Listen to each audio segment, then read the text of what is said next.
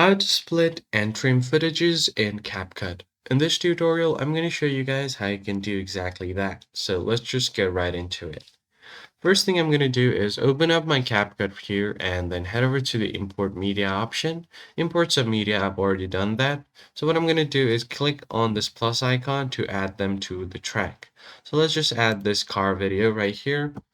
As you can see here, let's say if on this video I want to insert something else in the middle of this video, say around here, what I'm going to do is use the split feature.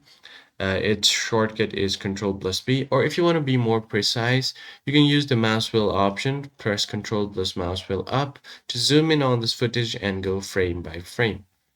As you can see now, the footage has been split into frames, 10 frames, 20 frames, and right between these each individual lines is an individual frame.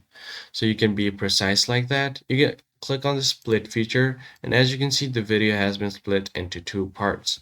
Or you could just use this feature where you can select and split, press B, and this cutter will come up. Now you can select any part of the video or any frame where you want to split it. Click here.